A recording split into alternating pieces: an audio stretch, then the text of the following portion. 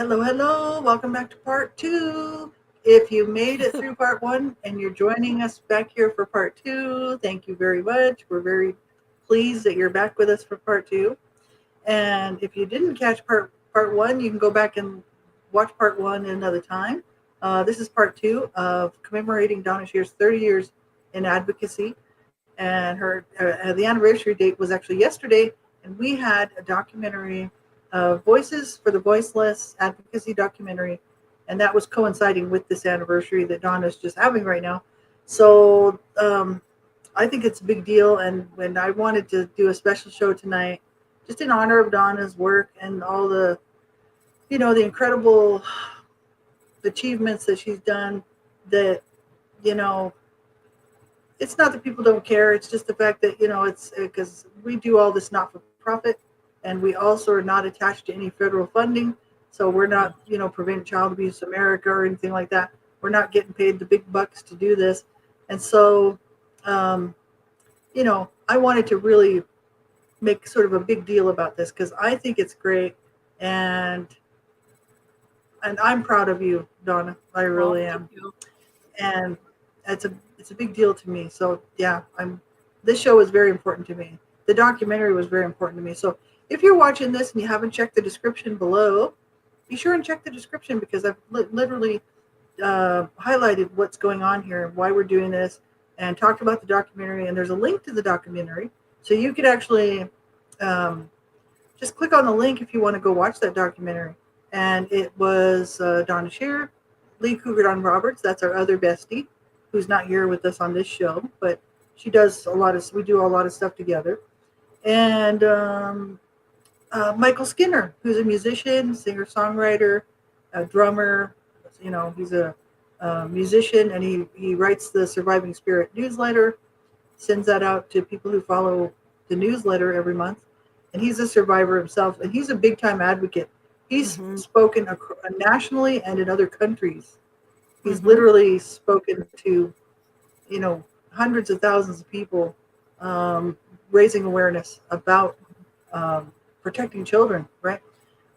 So, yeah, that documentary was very special to me. I'm glad that it was Donna's idea, and she allowed me kind of free reign to just go with it and you did make incredible. it happen. You did absolutely incredible.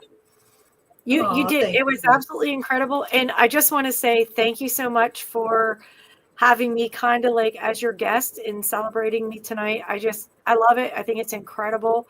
I never had no plans to really do it. And then when you suggested it, I was like, hey, okay, cool. So thank you for that. Documentary, you kicked ass on. That documentary is incredible. The way that you put everybody in order and you put everybody exactly the way they should have went. See, my biggest thing was I wasn't sure if I would have done it, if I would have did it that way. But then after I watched it, I was like, there's no other way those people could have been. I mean, you picked the perfect layout, the perfect thing, all the little extras. It's honest to God, it is absolutely incredible. The more I watched it, the more engrossed into it I got. It was funny because I started watching Lee, and I think I said a little bit earlier, and I was like, wow, like it pulled me in. And then I'm watching you, and I'm like, yeah. And I was getting like, with every person, Mike and then Lee, I was like getting deeper and deeper and deeper. And then it come to the clip with Aaron, and I was like, hell yeah, Aaron, you kick ass, buddy. I just think he's awesome. That's so cool. And then it was so funny. It got to me, and I was like, oh my God, mine is terrible compared to everybody else's. But I don't like my own voice. I always say my voice sounds terrible, but I talk to 22 to 25 kids every single day. So I always feel like I have a sore throat these days anyway. So I think my voice sounds terrible. So I was like, oh, I sound terrible. No. And then you ended it. And just the way you ended it, it was like, you always wonder if you do enough, or like if you could do more. And just the way you ended it, it really was touching. It was a beautiful presentation. I don't think anyone could have done it as well as you have. It's incredible. I'm That's honored awesome. that you Thank you. I did it. appreciate that. I'm honored that I you enjoyed took on doing it. that role. Yeah, it was fun. I really enjoyed it. It was a nice project for me to do. And, I really did try really hard to do a good job on it, You did And that's what I excellent. said. We really did our best we could, like with the tools that we have and with just what we have. We really gave our all. And at the end of the day, we have to be okay with our contribution because so many times as advocates, advocates quite often burn out. There are articles out there about it because it is such intense work. And so many times advocates will burn out. They give their whole lives and their heart to something.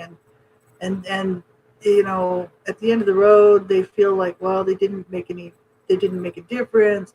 It didn't matter. And it does matter. And you do the best you can. And at the end of the road, you have to be okay with what you were able to do because really that's all you could do. And I think as long as all of us are doing something to make this world a better place, it's bound to be a better place, Yeah. So yeah, absolutely. The goal has always been to make the world a better place for kids. I think that was one thing you, myself, Lee, and every other advocate that we had worked with in the last 20 years have really been. I mean, it's always been about the kids and protecting kids. And I know we have done things like Secret Santa, and we've done Easter baskets for kids in need. And I mean, we had all these different things that we did to really make a difference in the lives of children. And I think all of us over the last 20 years have done an incredible job. I mean, I sit back and I look at you and I think we're sitting here tonight and we're saying, oh, you had 30 years, but you had almost 20 yourself and you're still out there talking, and I didn't realize, the other day until I actually seen the documentary. I kept thinking Lee's son and my son were closer in age. And then when she said the other day about, she has been advocating for 41 years, I was like floored. I was thinking, holy man, like that's a long time. I know that's a long time.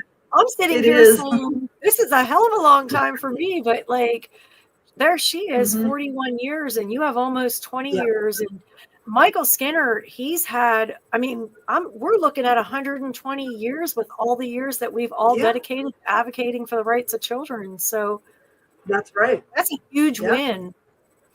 It is. That's a huge win. Plus all the people on our teams. Look at all the people we have for AU4H, and look at all the people that they have their own causes, but we still partner and we do incredible things for kids. I mean, we have some incredible friends that are advocates. I think everyone that we're connected to is a powerhouse in their own right. The missing, and the bullying and mental health awareness. And I mean, we connect with so many great people. And I mean, we look at these people and it's like, we've known them so long. And it's like, it's nice to know that there's good people out there. And I think a lot of time we focus on the ugly or the negative people or people that's harming children, but there's a lot of good people out there, a lot of good people. There are. Yes, there are. And that's the thing, right? I mean, and quite often, I mean, it goes unnoticed because the focus is on the children, the focus is on making changes, to protect them, protect their lives, to save them from abuse or whatever. And the issue is like, nobody's thinking about all the advocates that are working behind the scenes and, working so hard, to get these things done. And there's been a lot before us. There was a bunch before us that started this.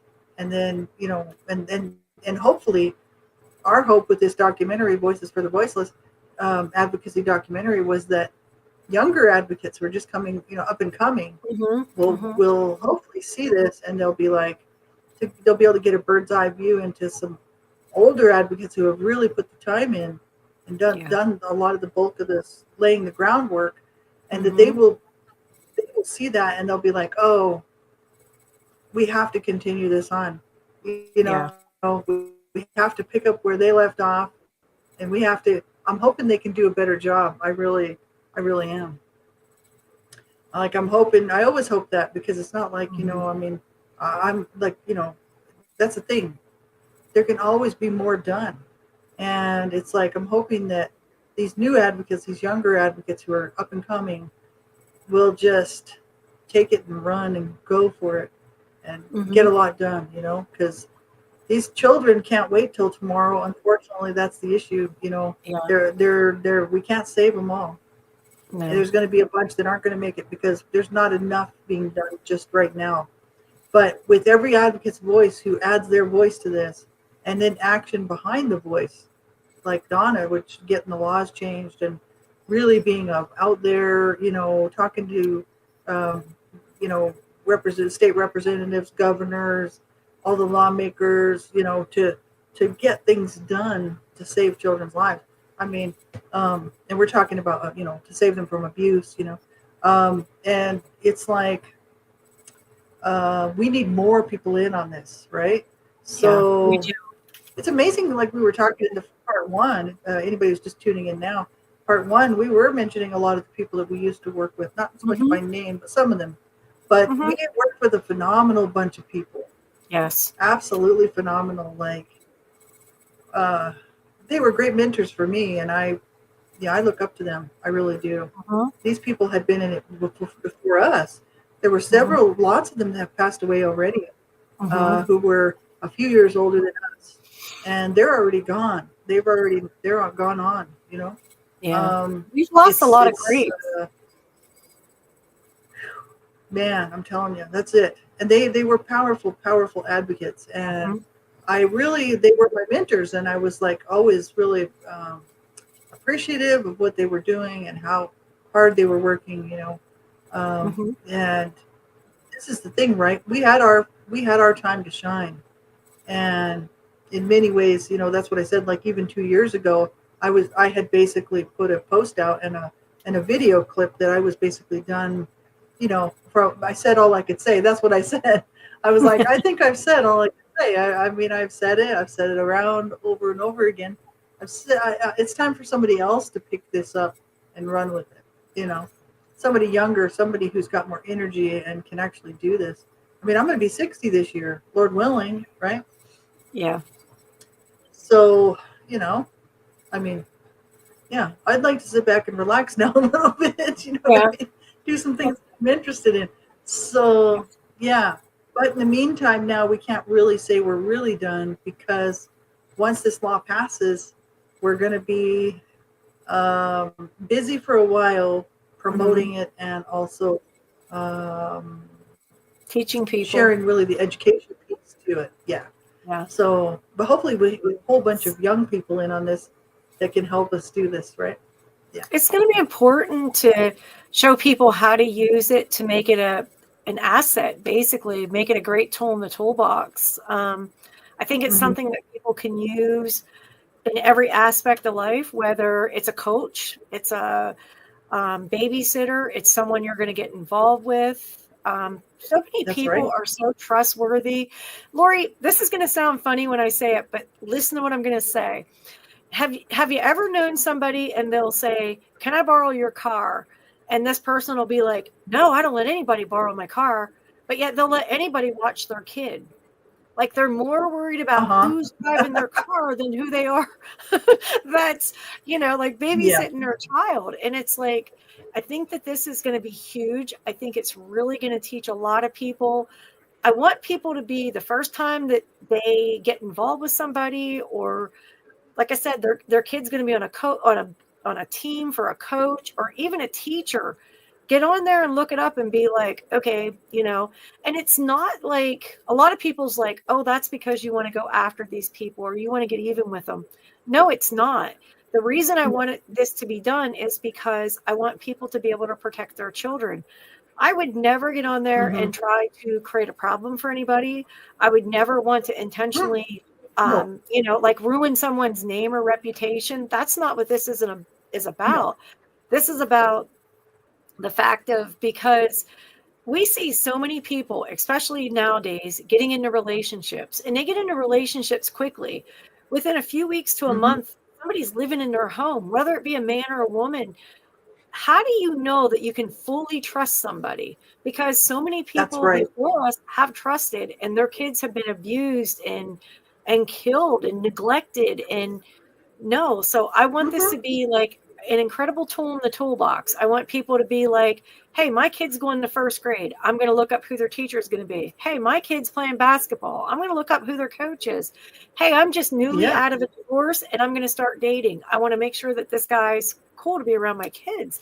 I think that would be a great asset to a lot of people if that would be their first go-to.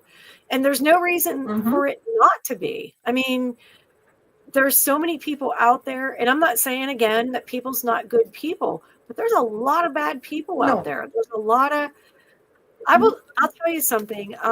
The other day I was coming up through, it's a community. It's probably 3 times the size of the community I live in. And I pulled up to the stop sign, and as I did, I heard 2 gunshots. I was like, what the hell? I went right through that freaking stop sign. And I thought, now everybody has those little cameras, like at the top of the red lights and stuff. I thought, if I get a ticket in the mail, I'm going to be like, look, I heard 2 gunshots. Like, that shit doesn't happen where I live. Like, it's scary. And we live in a time, in a world where we don't know people and we can't trust people. Someone asked me, can you ever fully trust somebody? The answer is no. No, you cannot fully trust somebody, because sometimes the people closest to us are the biggest abusers. It doesn't matter. They can be, and they are. So when people say, can you fully trust somebody? No, I don't believe you can fully trust somebody, especially when it comes to your child. If not, we wouldn't have so many. Yeah, but we wouldn't have so many ministers or pastors or coverings, sexually assaulting children, teachers, like I said, coaches. That wouldn't happen. And let's be honest, how many people do we know, or that we've advocated with, I'll say it like that was sexually assaulted because they spent the night at somebody's house at a sleepover, or their child was sexually assaulted at a sleepover, a daycare. You send your kid to daycare, and you think you can trust the people that your children are around. A lot of things do not show up in a background check. I have been preaching and preaching and preaching. No, that's right. and people don't want to hear it. On the Pennsylvania State Police, when you get on there and you look up to see if somebody has a record or they've ever been charged, if you don't put their aliases on there, it's not going to come up. I was working with a group. It's crazy. And I was working with a group, and they all come in and they gave me their clearances. And I looked at this one woman's and I'm like, wait a minute, this isn't right. And she's like, yes, it is. And I'm like, no, you didn't put your maiden name on there. Oh, well, I'm not going to put my maiden name on there. Wait a minute. You got to put your maiden name on there. It says any aliases, because you have to. And, no, I'm not going to put my maiden name on there. And I'm like, no way, give me the thing. So I did it myself. Here, when you put in her married name, she didn't have a record. But when you put on that form her maiden name, guess what? She had a record. It didn't show up. Or the unified justice system. Everybody's like, oh, you can just pop on there and see if somebody committed a crime. Well, you got to know what county it was in. And it doesn't always show up. If you have more than one counties that somebody's been convicted in, it doesn't always show up. And let's be honest, people make mistakes and computers make mistakes. So it's not that when you're doing a background check or whatever, that a mistake cannot happen, because it can. So the best thing that we can do with having a public child abuse registry is you don't have to wait for weeks for something to come back. Like right now, the way it is in Pennsylvania is when you do your clearances, you get online, you do your clearances, and then you have to wait. You get a reference number and you have to wait. Or you'll get a letter in the mail or an email, however you choose to do it. Then it'll come back and say if this person, usually a couple weeks later, if this person has committed a violent crime or killed a child, it'll say if they have a record or not. It's going to delete all that. We're not going to have to do that anymore, because just like Megan's Law, we can punch the person's name in and see if that person's been convicted. First, it's going to be right there at your fingertips. There's not going to be any waiting required. Second of all, it's going to cover everything. And I think that it's important that people know these people's names. I think it's important that they know birthmarks and tattoos and scars. I think it's important for people to know, what the crime was and why this person has been convicted. I always go back to Ron Sanders. And a lot of people, they're like, you always pick on Ron. No, I'm not picking on Ron. Ron had a violent past dating back to the military. He got out of the military, and dishonorably, of course. And this is the information that was provided to me. So I'm only sharing the information that had been provided to me. He gets out, and he had been in and out of trouble multiple times. Okay. He meets Mashana. He gets with Mashana, and, she trusts him. She had no reason to think that he had a violent past. Why would she? He just seems like he's a nice guy, and he's going to church with them, and they're doing all these fun family things, and he seems like the perfect gentleman, the perfect guy, the perfect guy that's going to be a great stepdad. And that's how it always starts out. Yeah, and she had no clue that he was going to be the person that killed her son. And that's sad, man. Yeah. He spent 5.5 years in jail. He gets out of jail within a month. I always say a month to 6 weeks because it's like right in between. There he is. He is arrested for abusing yet another child. And the same thing with the second mother, April Brandt. April had no idea that he had a violent past. Mashana had no idea he had a violent past. And it just made me really think, like, the only way to protect children is if we can look at somebody's past. And if they have a violent past that they've been convicted of, it's not like we're going to take people's names and be like, oh, Jimmy got turned in last week by children and youth because somebody didn't like him or somebody filed a false report. These are people convicted of a crime. Convicted. That's right. So found guilty and convicted in the court of law. Yeah. Yes. So if Mashana would have had this information, Connor would be alive. If April Brandt had this information, that little girl would not be scarred for life. So the key is if you can look to see that somebody's committed a violent crime against a child, we can protect our children. And I think that it's going to be great for coaches, teachers, youth leaders, organizations, charities that you put your child in. So many people sign their kid up and they're like, go. I'm not that person. I'm going to tell you what, I'm probably going to check you out better than the FBI because I'm not going to trust you with my child or my grandchild or my niece or nephew. Yeah. I'm just not. Right. And a lot of people don't. A lot of people's like, oh, they're a coach, they must have clearances. Well, a lot of teams don't make you get clearances. A lot of organizations don't make you get clearances. And again, look how many pastors and reverends and that too. You look at people of the cloth and you think, oh my Lord, like they're good people. They would never harm a child. And sometimes they're the biggest abusers. So you can't trust anyone. And a lot of people's like, just slap this new bill on with Megan's Law. It can't be on with Megan's Law because Megan's is for sexual abuse. This is going to be for physical abuse, neglect, or fatal child abuse. So that's right.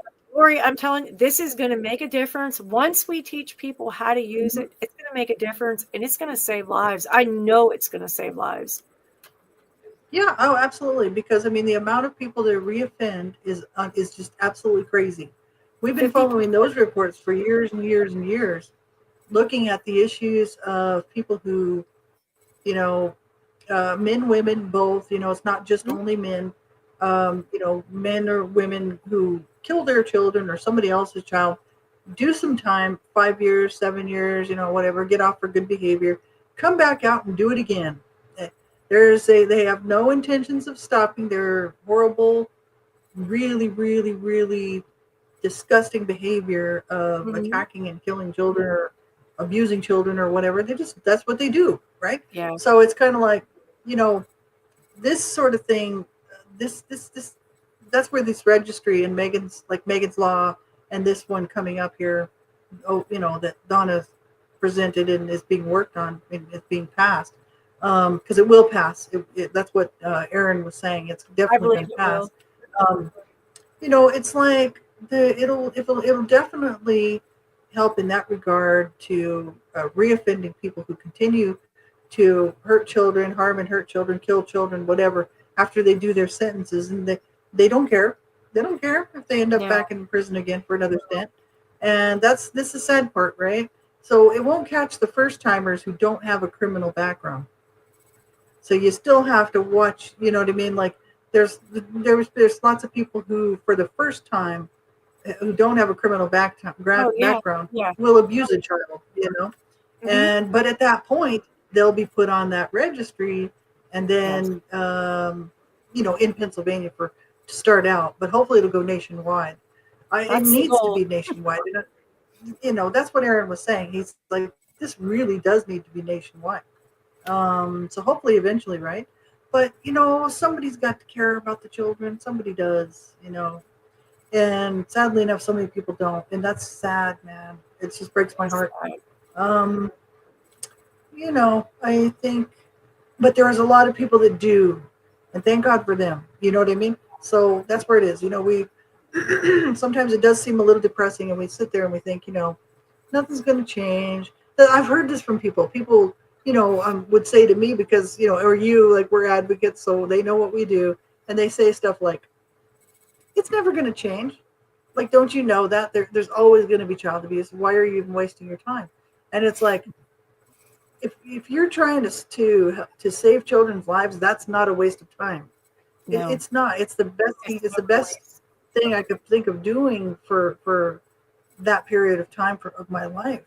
I wouldn't trade it for anything. I wouldn't change it either. I wouldn't go back and do anything differently. I mean, we worked hard and we put in a lot of time and hours. And, I mean, man, talk about burning the candle at both ends, Like, sometimes I think people have a misconception about advocates, because I get a lot of people that will say to me, well, you got the information, do something about it, change it. And they don't understand, like, it just doesn't happen overnight. And you do have to have support. And even just like, we took this bill to Aaron, and we're like, this is our proposal. This is what we want to do. Yeah, he can say that it's a great idea, but it has to go on to the House, and then that's going to determine what we do. And then you have the Senate, and again, that determines, like, if I could change the laws today myself, trust me, I would be out there writing a new bill every day of the week. But it doesn't work like that. And I think a lot of times they don't understand the time and the energy that really goes into it. When we say about how much time we did researching for this bill, or how many phone calls I made, or how many trips I've made, people don't really believe it. And I have a lot of people that are saying, okay, I'm checking out your podcast, and it's the Daily with Donna, but every time I get on, I would always say, welcome back to the road to the registry. And they always call it the registry podcast. But, a lot of people get on there and they're like, I didn't realize you traveled like that. I didn't realize that you sat down with all those different people, or all those different groups and organizations. A lot of people just was like, all she did was say, this is what she wants to do, and they're doing it. And it's like, no, you have no idea. I probably spent 2 or 3 years researching and grabbing, like, data, and then I started local. I mean, it was not like an immediate thing, but after meeting Aaron, it was like, okay, now I know I don't have to go through all this BS, but I still like to research. That's one of the big things. I really like to know the statistics, and I want to know the law. And, there's laws on the books that need strengthened. So if we can do anything to make those laws stronger, you have to research them to know what you're doing or what you're talking about. A lot of people had said, after we did the initial interview with Aaron, you were so knowledgeable about the registry. If you spent as much time educating yourself on it as I did, you probably you would answer the questions too. That's right. That's right. It takes a long time to really get to know, like, what it is. And just like right now, I have a copy of the bill. I printed out from online, and I've been reading through it. And I always go through like a yellow or an orange highlighter so I know where I stopped. That thing is 51 pages long. Like, I never envisioned this thing being 51 pages long, but yeah, it is. It was even longer than when you presented it. Yeah, and it's funny because a lot of people, they just think, oh, all she has to do is write it down, or she just has to tell them what she wants. It's like, no, there's a lot of time and there's a lot of research. There's a lot of people you have to talk to and shake hands. And because my biggest thing was, yes, I had the research. Yes, I was meeting, but I wanted to get the public support. That was one of the biggest things that was important to me, was meeting with these people, getting their support, having them understand what I wanted to do. Once they really saw what we wanted to do, then they were like, oh, okay, yes, we like this. But a lot of people look at me and they're like, well, what's the big deal? Why do you want this registry public? And it's like, do you realize that this is going to be a tool for you to protect your children? A lot of people didn't understand. They were like, whatever, what's it going to do? And it's like, this thing is going to be incredible. Like, and like, I'm excited about it and I'm trying to explain it. And they're just like, I'm not understanding what you're doing. And I'm like, this is going to be like an incredible tool. You know, you're going to be able to protect your children. And they're like, well, how am I going to protect my children with some stupid thing you get on online? And it's like, because you can look up to see if someone you're getting involved with has ever, you know, committed a violent crime against a child. Yeah, you know, and being convicted was the big thing. And that was one of Stephanie Borowitz's biggest thing. When I went to her the first time, she didn't understand completely that they had to be convicted. And then when I went back and sat down with her the second time, and she suggested we sit down with Chris Dush, she's like, oh, so they have to be convicted. And I'm like, yes. And she said, I totally didn't understand all that. She's like, but I'll tell you, when you go in and you meet with them, you're trying to get so much information to them so quickly because you only have a small circle of time. Do you remember the day you got a little small window. And he's like, I'm already so many minutes over into my next appointment. And I'm like, it's okay because you're with us. They have commitments and they have so many people every day that wants to meet with them or sit down with them, or they too have an idea. So they have a schedule. Exactly. They're on a calendar, man.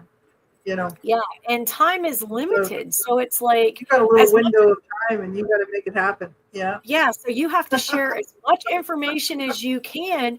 And there's a lot of times like things get overlooked. But one thing I did was I always took a copy of what I wanted to do. And then I had a copy of my presentation, and I would always present them both. And I would say, when I leave, you have a chance to take a peek at it. Tell me what you think. Ask me any questions. Call me, email me, text me. I don't know how many hundreds of them that I had passed out, and very few ever called me back or even emailed me back, or most of them was like, not this year, maybe on an election year, and it was like, well, why do you want to use this just on an election year? Like, that doesn't even seem fair. It's just sad. You know? And it was like, makes me shake my head because I'm like, why don't they care? They don't care. There's Aaron, you know, picking it up and going, hey, this is great. You know what I mean? I thought this was already done. You know what I mean? I'll tell you what, he is a force to be reckoned with. He is not going to. Yeah. He was so, he was so into Markey's Law and like making sure that this child's, you know, was not just this child, but this child's name was to carry on and protect other children.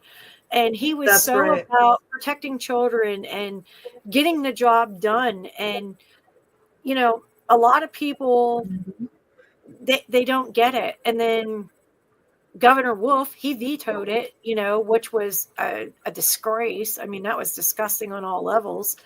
But a lot of them don't take it serious. They just really don't, you know, they don't see it as other people do. And when he was on there and he was talking to us and he was sharing so much stuff, it was like you could just see how much he cared about kids. You could hear in his voice how dedicated he was to protecting children in the future. And I don't know, I respected that about him. And I think he's an incredible person. And yeah, absolutely. He's going to kick ass. I mean, there's no other way to say it. He's going to kick ass. That's right. That's right. Well, and we it all really boils down to how a society, any society feels about children. And I mean, it's only been recently where, there were laws put in place where you couldn't just kill your children. You know what I mean? I mean, back in the old days, you could kill your children, no problem. It's just no big deal. Going back to Roman times, that was a practice that they did quite often. If they didn't want a child, they would just put it out in the dump, and it would just die because, oh my God, a little baby can't survive on their own out in the dump. You know what I mean? So that's just what they did, and all the way up until the 1800s, children were just, it's not that everybody mistreated children. It's the fact that the people that did were allowed to do it. And so, there were so many children that were just so neglected, abused, in every way. And especially children who were like orphans and stuff like that really had no chance, no hope really of escaping abuse. That would be their daily life. So, there's recently, I mean, that's as recent, I mean, as like in late 1800s when I do talk about this quite a bit because I find it fascinating. When Charles Dickens was writing a column and started writing Oliver Twist. And he wanted people to start to see what was going on with children, and he wanted people to start changing the way they felt about children. Because in that society, that's just how everybody was like. Everybody accepted the fact that, children, really didn't have any rights, and people could do whatever they wanted to them, including kill them, no problem. You know what I mean? And he was like, this is wrong, and he started writing a weekly or whatever, some sort of a weekly column or something. I'm not sure if it was weekly or monthly or whatever, but people were reading these stories for Oliver, the beginning really part of Oliver Twist, and they were like starting to see that was incredibly wrong, and that children should be protected and they should be treated better. And that's late 1800s, folks. That's my grandparents were born in the late 1800s. My parents were born in the late 20s. So, that's my grandparents' era. And my grandparents brought my parents up exactly like that. They were abusive to their children, physically abusive, psychologically, verbally abusive. And then, like, both of my parents were abused. And so, and what my grandmother, I mean, she was not arrested. There was no court case or anything like that. But she was responsible for the death of my uncle, her son, because she beat him up and put him in a barn. And yeah, she like horsewhipped him or something, and then made him sleep in the barn in the winter. And he got pneumonia and he died, and there was nothing done about it. So she just I guess they buried him out in the backyard, I mean, like whatever. So that's ridiculous, but seriously, would have been probably in the 30s, 1930s when that happened. So probably mid 30s, I mean, this is just it. Even in the early 1900s, children were treated horribly, and especially children who were institutionalized for, whatever reason, orphanages or whatever. And so it hasn't been all that long. Even in my generation, in 1960, the courts just looked the other way. I mean, they told my mom, they said, you really should get out of this marriage. Your husband's mistreating you, he's mistreating the children. The children said, hey, it's our mom too, mistreating us. And so the courts were like, you guys need counseling, you need help. But they didn't remove us. It was no big deal. Hey, whatever, you know what I mean? Go ahead and beat your children half to death. Doesn't really matter. And it's like, so my parents grew up with that mindset that that's how you treat children, because that's how they were treated. And then, I'm growing up in the 60s. My parents, I'm a late baby, not really wanted. You know what I mean? I came in late and they didn't really want me. They were like, oh God, we got another kid here. And my thinking is totally different because I'm coming in the 60s, and I'm, especially once I started going to school, learning a lot more different values. And in the 60s, they were starting to embrace the whole, that they should protect, there should be some protection for children. You know what I mean? That children do matter, they do count. My parents were like, children don't count. My mom used to say stuff to me like, I could have just killed you. I should just kill you right now. And I'd be like, well, you'd go to jail. My mom would be like, no, I wouldn't. I have the right to kill you if I want to. I can do whatever I want. That was her attitude. I'm like, well, you'd do prison time if you kill me. That's for sure. But she was thinking like that old school way of how they were brought up. Yeah. And it hasn't been all that many generations. That's what I'm saying.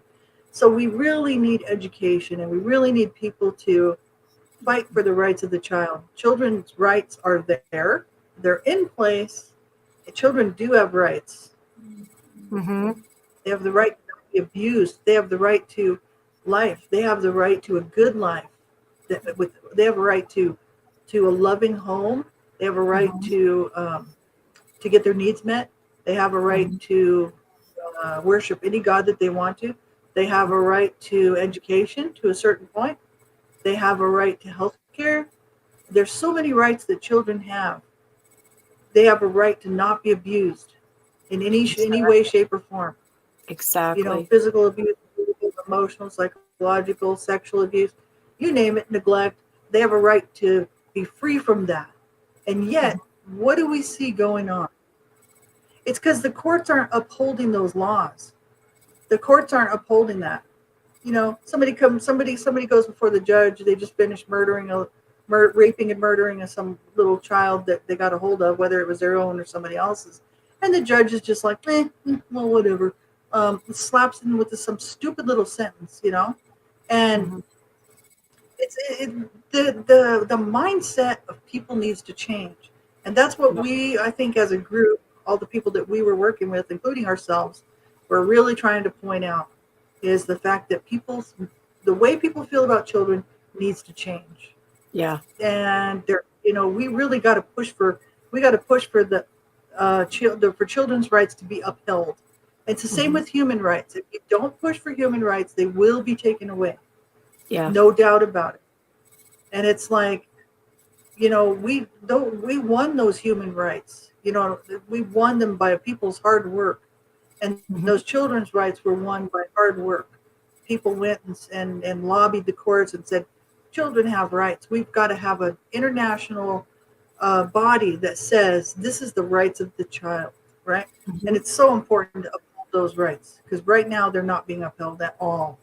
I mean, there's a few people like Aaron Bernstein who's willing to. It is. It's incredibly sad. And I think it's, it just shows you how sick and twisted our world is becoming. Like for a little bit there was this glimmer of hope that things were going to get better because there's all of a sudden, this talk of human rights and child rights and it was stuff put in place to try to protect them, even though it's not perfect. They know themselves, those people, those social workers that work at those places know that it's not perfect. But a lot of them, if probably not most of them, go in every day hoping and praying they can make a difference and save a child from dying or from abuse. And the thing is there's so many that slip through the crack. They know that. Those people aren't dumb. They know that there's so many that will slip through the cracks. It's not a perfect system. No, it's not going to be a perfect system. But the thing is if everybody just all of a sudden just says, oh, well, it doesn't matter, then all of that hard work it's just for nothing. You know what I mean? Like that's why we were so big on spreading the information, spreading the education, getting the word out to as many people as possible. Once we had the internet to work with, kind of like, hey, right on, this is a great tool we can use. And, somebody's got to stand up. Somebody's got to stand up for these children. And we did, and it's like, somebody's got to make some noise. And we did, just like Charles Dickens did way back in the England in the late 1800s. He started making some noise. And people were listening, and there was many people after him that did a lot of great work. I can't think of their names, but I mean, there's a bunch of really famous people that did a lot of great work with child rights. And it's like, you know, we've got to keep on working hard to spread that information. You know, absolutely. Because people think they have the right to do these things to a child. Like, who in their right mind thinks that it's okay to hurt and harm a child? We're not talking about discipline, okay? We're not talking about a little spank on the butt or whatever. That's always a topic for debate. You can kill a child by spanking them. So we're talking not hurting a child, because if you hurt the child, that's abuse. If you literally harm and hurt that child, it's abuse. We're not talking about discipline, because, you know, children without discipline are a real problem, because guess who's going to discipline them in the future? Donna and I were talking about that last night. We were like, if you don't discipline your children, guess who's going to? The police. Yeah. The prisons. Yeah. You need to discipline children. There's people that don't think so. There's people that have argued and said, like, because when we first come out, we ran into the fact that a lot of people thought when we were saying you can't abuse your child, that we meant, you know, no, you can't discipline your child, or, you know, like spank your child or tap them on the fingers. And I'm like, no, it's not the same thing. I'm talking you can't punch, kick, and, you know, like throat punch your child. This is what I'm talking about. But I'm not saying you can't beat the shit out of your kid till, you know, you can't assault your children and beat them down to a pulp, you know what I mean, and break their bones but your child damage their organs, and you just can't do that. Your child does need discipline. Like, your child has to know right from wrong, and they have to know that, you know, there's just some things that they cannot do. And I know myself with my own kids, there was things like they could do. I had rules, and, you know, there were certain things you couldn't do. The other night, you and I was talking about my son when he was 16. And I said he was dating a girl, and his curfew was 11 o'clock. And I would always say, be home by 11. Well, he would leave her house at 11 and get home like 5 after 11. And I'd be like, late. And he'd say, no, I'm not. And I'd say, you're late. And he'd say, no, I'm not. And I'd say, curfew's 11. Well, after he lost the car for a week, he learned real quick to leave at 5 minutes of 11 to be home by 11. And a lot of people's like, you could have let that slide. Well, let me tell you what, it would have been 5 minutes if I let it slide. Then it would have went to 10 minutes. Then it would have went to 15 minutes. And then it would have been a half hour, then an hour. No, there's rules, because we have to follow rules so that we can all get along in society. And no, I don't want my kid growing up to be a criminal. No, I don't want my kid growing up to be in prison. So if it's even just a little rule, I mean, I had rules where, you know, hey, you couldn't leave the yard because it was for safety purposes. Not that I'm just this horrible person where you can't leave the yard. No, there's rules, and you have to follow the rule. And that, yes, and even as much as saying to a kid, you got to clean your room, or hey, you got to take the dog out. Like, they're not hard things to say to your child. It teaches your children responsibility. So you do have to teach your children accountability, responsibility, and they have to know that there is discipline. If you break the rules, there's going to be consequences. And a lot of people, you don't think that. And to me, you have to teach your kids. I'm not saying don't ever punish your kid. I'm just saying don't beat the hell out of your kid and think that that is punishment or you're teaching them something. No, that is abuse. That is violence. There's a difference. And that doesn't teach them anything. No. Beating on a kid doesn't teach them anything. No, because basically they end up just hating you as a parent. You know, they fear you. You know, they fear you. They hate you, and then a lot of times they grow up to abuse their own children. So why would we want to continue the cycle of abuse? Yeah, and it's just wrong. It's just not okay to do that to your children. No. It's like, we're not talking about discipline. We're talking about straight out. But when we first started, there was a lot of people that thought that's what we meant. They thought it meant like you can't spank your child, or you have your child have a timeout. And it's like, listen, you can't say no to your child. That was my punishment when my kids were little. I would always say, okay, time out. Even in my classroom today, if the kids don't listen, I'll give them a warning. And then the next time I'm like, okay, 5-minute timeout. Let me tell you what, no kid wants that timeout. So they're going to listen. They're not going to run when they're not supposed to. It's funny because we have Maureen and we have Barb. And a lot of times they'll say the kids don't run. Well, the floor is concrete where we are. So you have a concrete floor and you have kids. Well, if I let 22 to 25 kids every day run, you're going to have a problem. We're going to have a big problem because if one of them falls, they're going to get hurt. And that's it. You know, it's like, so, and then they're like, you're being mean because you're making me take a time out. No, I gave you a warning. We don't run in here. And now you're going to, and then they'll say, I'm going to tell my mom. Well, that's good because I'll be sending a note home with you today to tell your mom. You know, it's like, that's right. But you have to have rules and, you know, kids have to follow example and they, you know, you got to lead your children by example. But there's a difference between disciplining your child and abusing your child. That's right. That's right. I mean, to be honest with you, I was disciplined a few times that I remember back thinking about it. That was totally disciplined and I totally needed it. I needed some correction. But the thing is it's not the same as abuse. It's just not. We all do. I can remember being a kid and my mom saying, don't do something. It would be like, I'm doing it anyway. And then she'd be like, well, you know, now you're, and our biggest thing when we were kids too was you had to sit.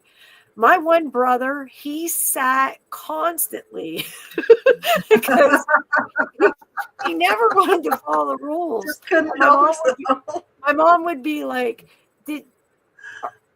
don't do that. You know you can't do that. If you do it again, you're going to set.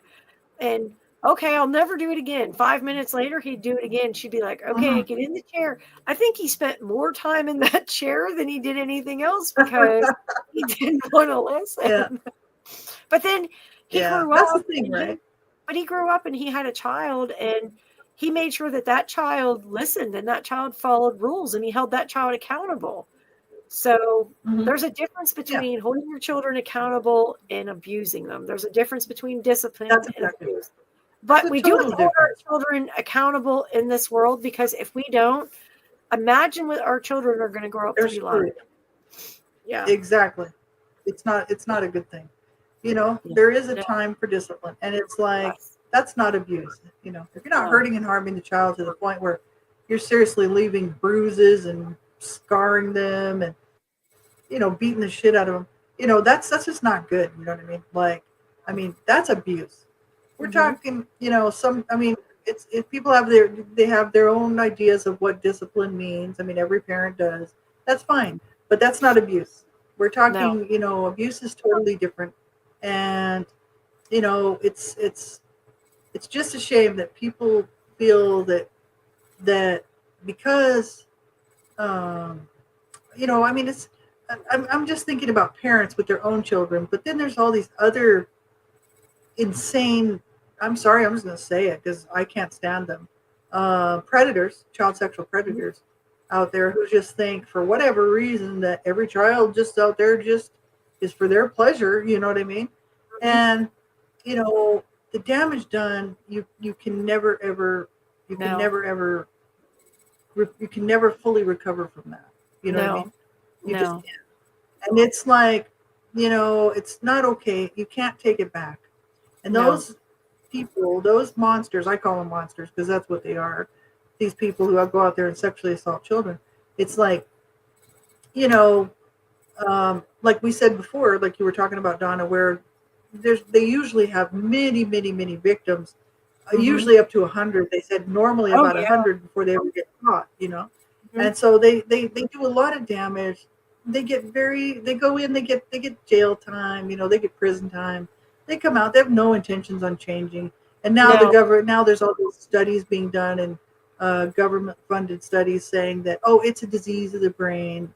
They can't help themselves. Bullshit my ass.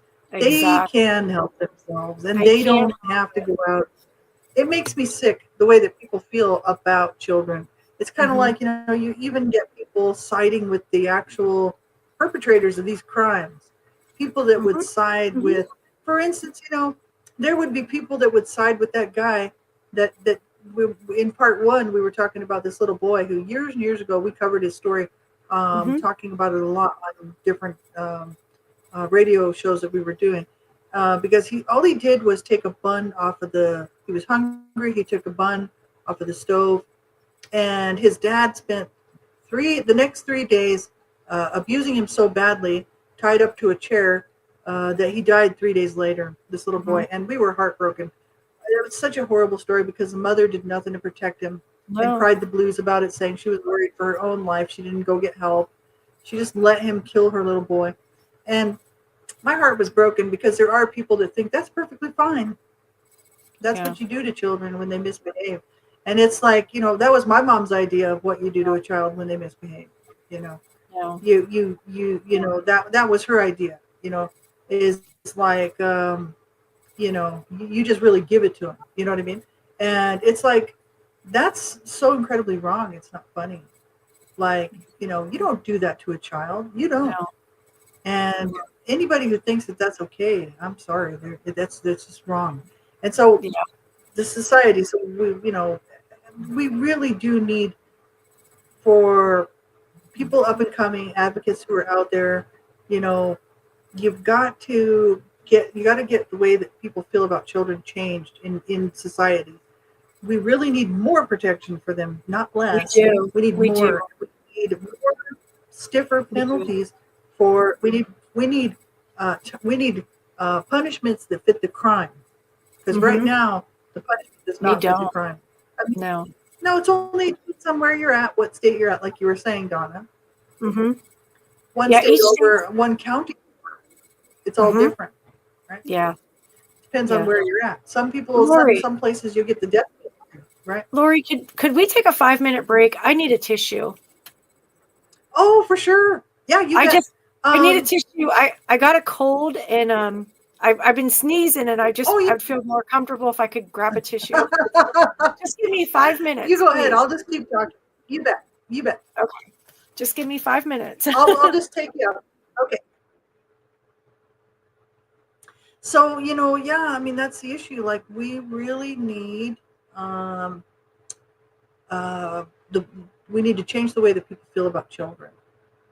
Because right now, it's hanging in the balance. It really is. Like I was talking earlier about people who are lobbying.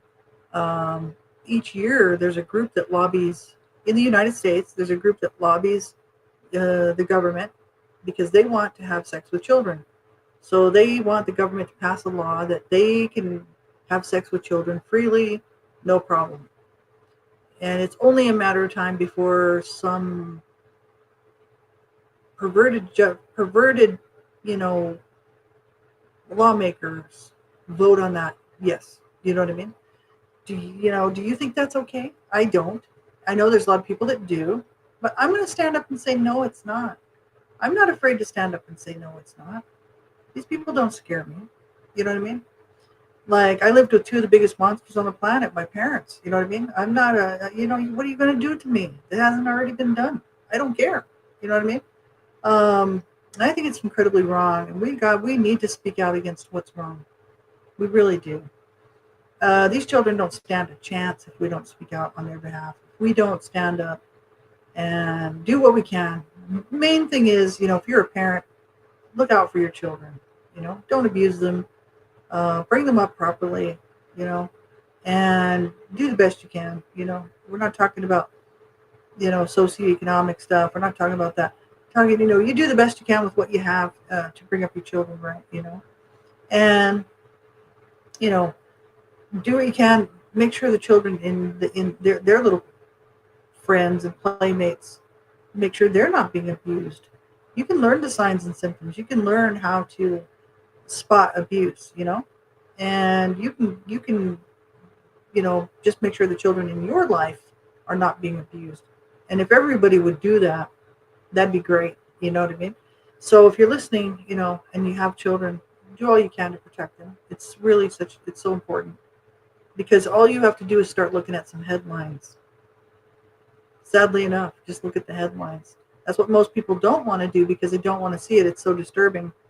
And they're on their lunch break, or maybe they're waking up in the morning. Who wants to look at that first thing in the morning? Like nobody. It's depressing. I mean, seriously, it for most people would ruin their day. I mean, I grew up abused, so I just had to put up with it. This is like the way it is. But the thing is there's a lot of people out there who were treated very well as children. They grew up in loving homes, and that's all they know, and they don't want to look at this crazy, horrible stuff that's going out there. They can't even begin to think that a parent could do these things to their children, or that somebody else a stranger would do things like this to their children. But it's happening.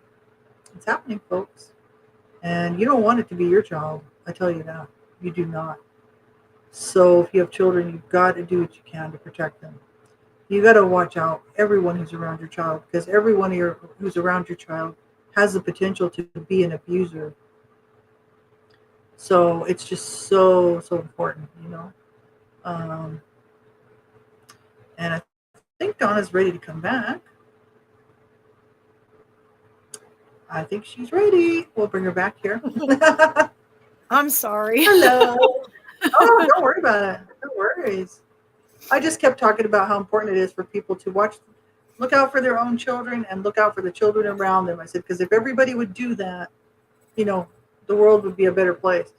But we've just got to get everybody to actually do that, It's hard to get people involved. Yeah, it is. I was just saying, that's what I was just saying. I was like, the headlines. I mean, the headlines are proof that this stuff is going on, and it's more than you think, because every headline that is out there, every newspaper article that you see with online news or whatever, you're scrolling, you see something, some court case, child's been murdered or child's been abused. The issue is for that one case, there's thousands that are going, that seriously don't make the news. Only the high profile ones make the news for whatever reason. These other kids, they're just abused, and if they don't die, then they're placed in some sort of, center for children, and then therapy and whatnot for them, and then they go into foster care, and then they're abused all over again by the foster parents. Yippee for them, you know what I mean? So the thing one of the things that I pointed out to Aaron. I had actually said that to him. We were saying about cases, and I said only high-profile cases really make the news. Little Jimmy down the street, no one's paying attention to him.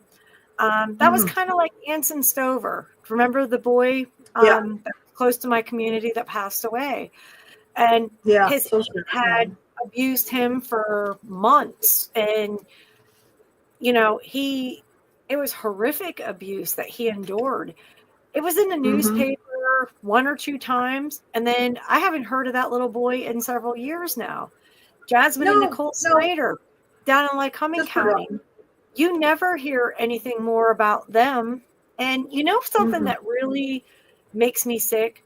You always hear about the abuser. You never hear about the child. It's always the abuser this, the abuser that. They're not getting the rights that they deserve. What about the rights of that child? The child that's either scarred for life, or the child that's in the ground. We've seen so many cases over the years. People have been friends with judges. They got a slap on the wrist. People has a family member. Again, they get a slap on the wrist. What the hell is it with all the plea deals? I'm so tired of reading. Let me ask you a question. I'll just ask you this question. If you know that somebody physically or sexually abuses a child, or if you know that somebody has killed a child, why do we give them a plea deal? Why do we give them a lesser charge? A lot of people say, well, this or well, that. Well, what? Why are we giving these people plea deals? If you know that they killed that, just like Connor, I'll use Connor as an example. If you know that Ron killed Connor, Why'd we give Ron a plea deal for 5.5 years? Like, I don't understand that. People that sexually assault children, why is it mellowed down that it's like a little slap on the wrist or they get probation? Mm-hmm. It makes me sick to read a paper. I think because they don't care about the children. And they don't care about the children at all. No, but it makes me sick Adults to pick up. Don't have relationship with children. They don't care. To see where somebody has sexually assaulted a child and then they get probation. That irritates my being. People that sell drugs, marijuana, they get more time than a child abuser, a child killer, or a child sexual abuse case. So someone selling weed like Grand Theft Auto. Yeah. Somebody that sells weed gets a harder prison sentence than somebody who abuses a child. Do you see how crazy that sounds? It is, and it's because nobody gives a shit about those children. No, they don't. No, they don't. Now there are people. Now we're not saying you guys out here who are listening. We're talking lawmakers, government officials, the government itself, as a whole. Like all these district attorneys and all these judges and even the lawyers. You know what I don't understand? How, we see all these cases of child abuse, child sexual abuse. I don't understand how anybody could ever be a lawyer and defend a sexual abuser of a child. I don't see how anybody could defend a child killer. I do not understand how. I'll tell you, it would be such against my morals. I could not be an attorney that specialized in that because I could not allow myself to stoop that low to represent someone who's abused or killed a child like that. I couldn't. I think, there was a couple of cases I was watching this like last year and this year where there was somebody, I won't even name the case because we don't want to it's not important. The issue is there was a defense attorney who was talking about that, and somebody was asking him why he would choose to do that instead of being a prosecuting attorney. And he was like, because until they're convicted and found guilty of the crime, they have a right to a fair trial, and somebody has to do that. I kind of do understand now why some of them people do get involved in that. I do. But it's hard because I would never, ever want to take I would never want to represent somebody who's on trial for murder or any of these crimes. No. When you're an attorney and you're looking at like a police report or like, and just like myself, I know the signs, the symptoms of sexual abuse. If I see a report from a doctor in front of me that says that this happened to this child and this child was left alone with this person, and there's so many details that go along with it. As an attorney reading this guy and him saying, I didn't do that, it was somebody else. The child was like that when they came to me, or I found them like that. You have to know that person's a lying sack of crap. I mean, you have to know that. I know everyone is innocent until found guilty. I get that. Everyone's innocent, but there's just certain people, certain cases. I can pick up a case in the newspaper and read about a missing child. I can pick up a newspaper and read about somebody being abused or sexually assaulted or whatever. Just from reading the article and having the facts, I can tell you if this person is guilty or not.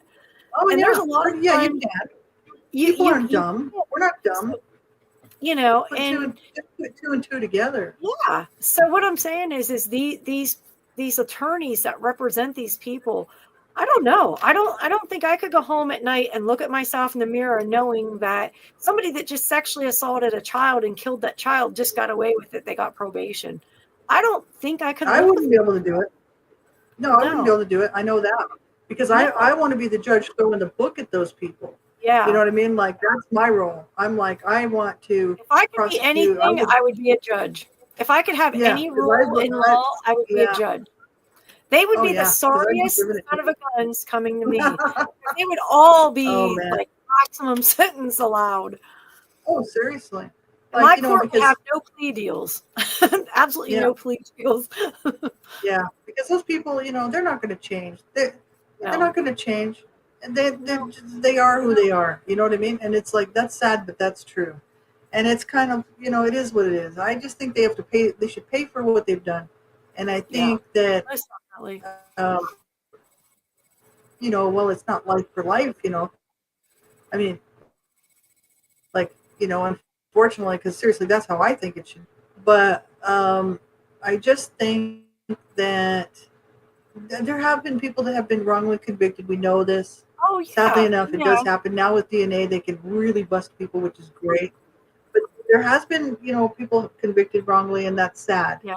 I always think about that because that is always unfortunate. I've seen many cases where the information came out, the person who was incarcerated for the last 40 years for this crime was not the perpetrator.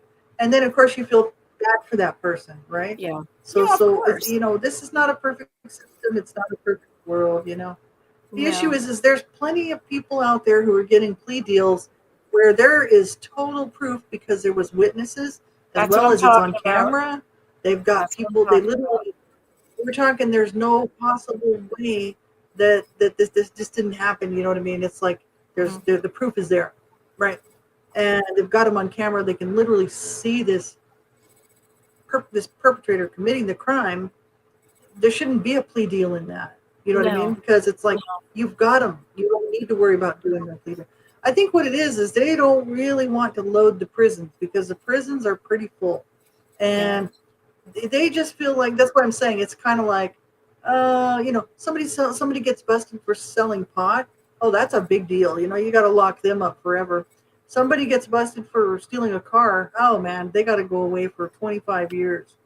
But Joe Blow down here or Missy so and so killed their child. Oh, 4 years. No big deal. You know what I mean? It makes me sick to my stomach. It pisses me off.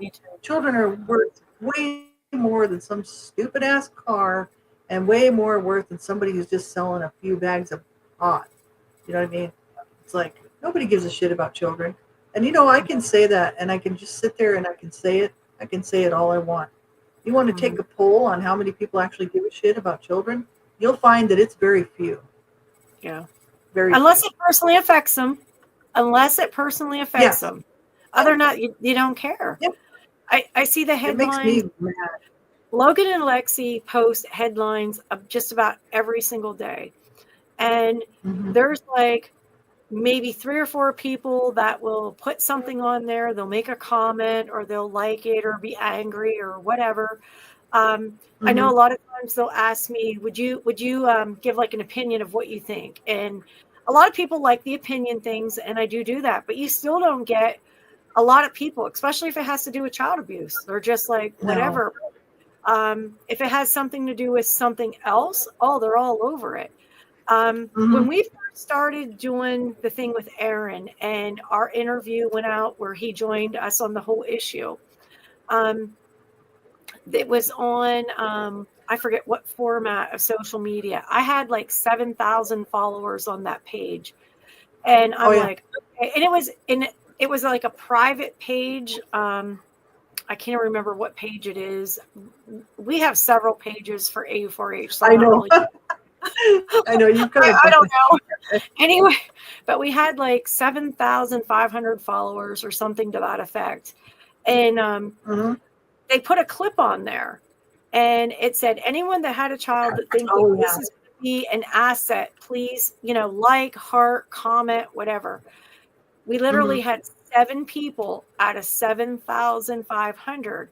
So I remember seeing that. And I said to Logan, I says, do me a favor. And she goes, what? I said, when you post again, could you make some kind of a smart ass comment? And that's exactly how I said it. That says, I have 7,500 followers, but only 7 of these people must have children or care about children. Yeah, I saw that.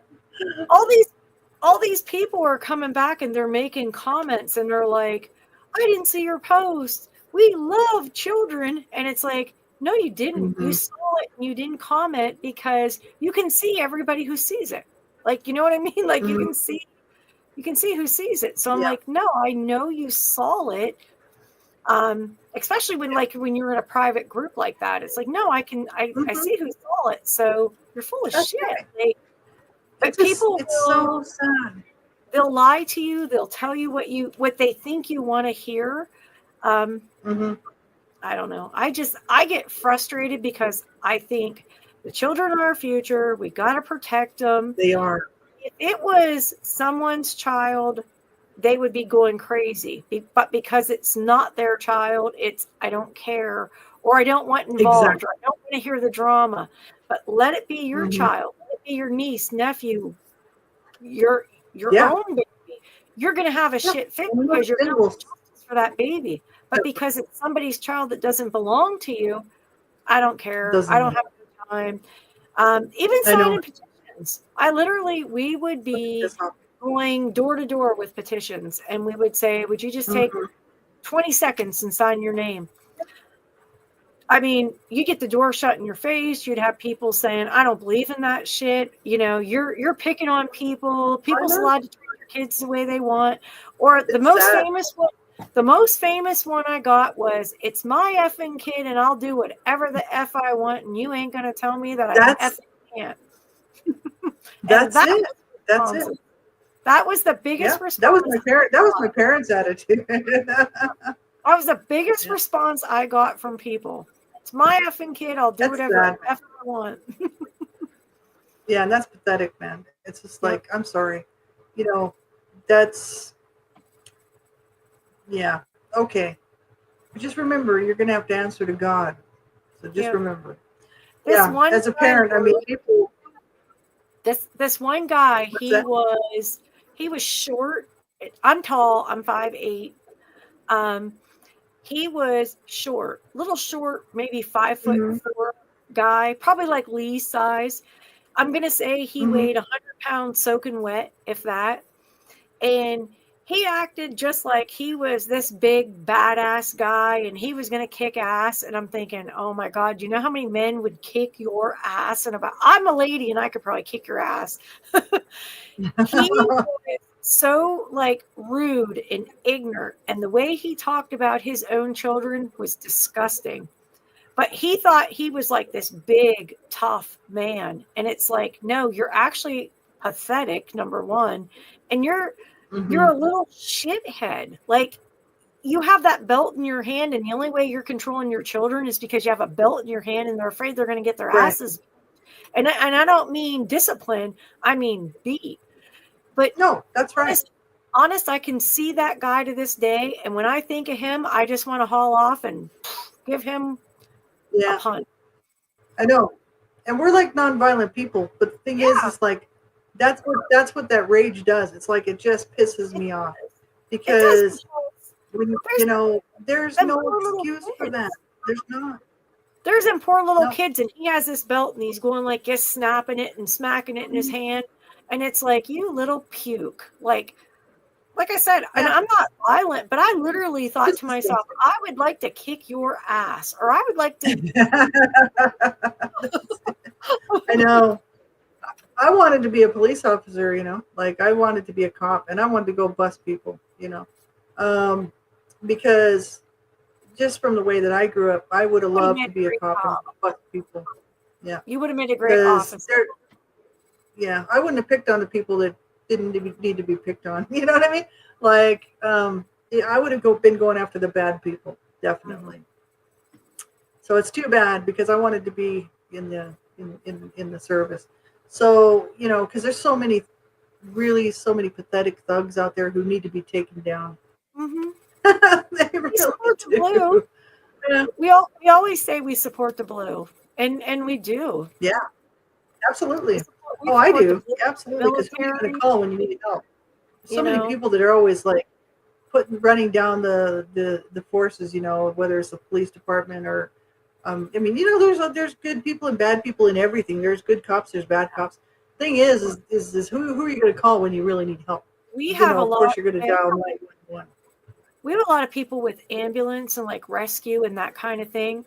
And you'll have people and especially like firemen, and they will disrespect them. And I think, you have an emergency and you call them, but you'll disrespect them because you don't need them right now. Or the local fire companies, every whether it's a township in this area, I'll say it like that. Every township or every borough, like they have their own little fire department, and most of them are volunteers. Right. And I know people just run them down, and I'm just like, if your house is burning down, you're going to want them to help you. So why are you running them down lower? Exactly. I don't understand you people. I think people are. I mean, that's why I sadly enough, I always blurt out what I'm thinking, and I just think there's a lot of ignorant people out there. I just call them ignoramuses because there is, it's like. One time I was riding, and this was when I was in high school, and I'll never forget this. It really bothered me because I was riding the bus, and it was a city bus, and there wasn't very many people on that bus, but there was a woman with a small little, maybe 3-4-year-old child, and she was pointing out at this police car that was kind of riding with the bus on, down just right next to us, and she was saying, that those saying derogatory things like those pigs or whatever, those are police, they're no good, you have to you have to hate them and all this stuff. But this little girl doesn't know anything about what's going on. No. And I thought, here's this woman probably strung out on drugs or alcohol or something, who's probably just maybe got a record or something and doesn't like cops, sitting there trying to teach her daughter that she needs to totally hate the police officers. And I was only about 15 years old or whatever. I was taking the city bus home, and I was like, that's just wrong. I'm like, I didn't say anything because at that point, I was pretty shut down. I didn't say anything to her, but I was just thinking in my mind, I thought, when you need help because somebody's coming and going to do you some harm, who are you going to call? You're going to want to call, and you want to hope you have a good cop coming to your rescue. I have total respect for the police departments and the fire department and paramedics and all of that stuff. Yeah, absolutely. Yeah. I had a friend, and I will say we're not friends anymore, but at this point she was a friend, and she used to tell her son all the time, you better behave or the cops are going to get you. You better behave or the cops are going to get you. Well, he was in need. He was lost. He was in need. He wouldn't go to the, he saw a cop, but he wouldn't go to the cop because he was scared to death to go to him because she scared him. And after that happened, I was like, I can't even look at you. I don't even want anything to do with you. I'm still very close with her son. I don't want nothing to do with her. She scared that little boy so bad that he was in need. He was lost. And she had him so scared that they were going to take him that he wouldn't even approach an officer. Thank God a good Samaritan found him and took him to safety. When the cops showed up to attempt to take him home, he flipped right out because he thought they were going to hurt him. I said, you don't scare your kids at the police. You teach your kids that the police are there to help them. Yeah, that's right. I mean, for the most part, there are bad cops. We know this. I mean, we see the stuff in the papers. There's bad people in everything. There's bad people in government. There's bad people. There's bad teachers. There's just bad people everywhere. But the thing is there's also good cops. Look at us, though. We've known people that come out and said, I'm an advocate. I'm against violence. And then they themselves was an abuser. There's one particular person, I won't say the name, but you and I both know him. And look what he did to a domestic violence victim. You know, and that's the thing. That's not cool. That's not cool at all. No. So it's disgusting. No. It is, and that's the issue, right? There's bad people in everything. Power to hurt others. You don't use your position or your power to hurt other people. That's sad. That's pathetic if you think about it. It is. And I mean, that's why when they do bust those police officers that have gone bad, it's great because they need to get them off the streets, because they do a lot of damage. But the thing is not every cop is your enemy. No. And I really do respect the police force. I really do. Because I know if I need something, I'm going to dial 911. I'm going to hope a good cop is going to come. You know what I mean? Yeah. And I just think people's attitudes need to change. I really do. I've met a lot of good officers, and they were always kind and respectful and very helpful. I can name 3 right off the top of my head. It doesn't matter where I'm at. All I have to do is text them, and they're right there. So, no, there's a lot of good. There's a lot of good cops. There's a lot of good, like I said, rescue workers, firemen. People just. I don't know. I almost feel like some people don't have any respect for others. And sometimes I wonder if they have respect for themselves. That's why they can't treat other people decently. No, that's the thing. And I think that there are lots of people like that they don't respect authority because they don't like the fact that somebody has authority over them. But the thing is that it's in the world that we live in, it's necessary, unfortunately, because there's always some a-hole who's going to come along and like try to either kill you, kill your family, do something terrible to you, probably maybe burn your house down, steal your stuff, whatever. There's always some thug out there. So see, if this world wasn't full of crime and we could police ourselves by behaving ourselves as a world population, we wouldn't need these police officers.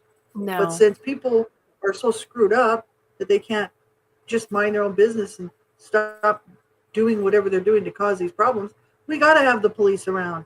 Think about the world without the police force, I mean, what a mess that would be, right? So we need those people. But we've got a couple minutes left, but I just, I appreciate everybody who's tuning in to the show. I just want to say thank you for watching. If you are new and this is the first time you're checking out our show, we hope that you'll be back and join us for another one. This was a special show because we wanted to just give Donna a big shout out for her 30 years in advocacy, because it is a big deal, and I'll probably be talking about it for a long time. But because I'm so proud of you, I really am. And I think it's very special. The work that you've done, it stands, it does, it means something. It made a difference.